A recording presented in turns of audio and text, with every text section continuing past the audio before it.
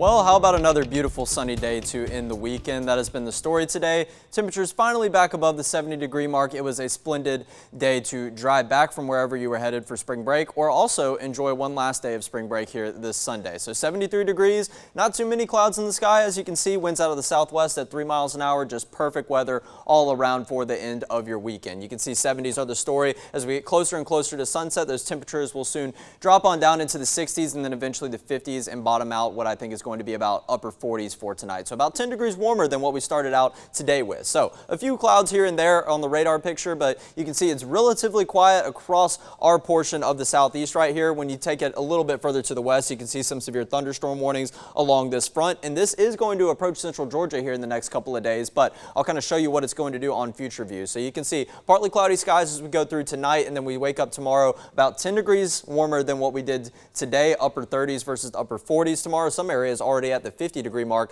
by their wake-up call for their Monday. And then you can see 1 p.m. This is when we start our solar eclipse forecast right here. Maybe a few clouds, but not going to inhibit your view very much whatsoever. Mostly clear skies, so we will be very thankful for this. While we don't have full totality here in central Georgia, areas of the country that are in the path of full totality have severe weather forecasted. So we will take what we can get. We will have nice weather for our solar eclipse tomorrow. This is no excuse not to get outside. As you can see, we take it to Tuesday. Cloud cover builds back in, so that frontal boundary I was just talking about really stalling out to our northwest, but bringing a couple of rain showers to our northern counties possibly, and also keeping us a lot warmer. So another 10 degrees as we do start out Tuesday near the 60-degree mark. Tuesday afternoon, partly cloudy skies, still creeping up and flirting with that 80-degree mark before we start Wednesday, and that's when we turn our eyes to that frontal boundary that it kind of stalls. So as you can see, it kicks back into motion and moves eastward around the 11 p.m. hour on Wednesday, should enter central Georgia. And you can see a lot of darker colors here, some red, some yellow, some pink. So some severe weather could be in the forecast. We're still trying to fine-tune those details, but we are planning on thunderstorms with gusty winds that could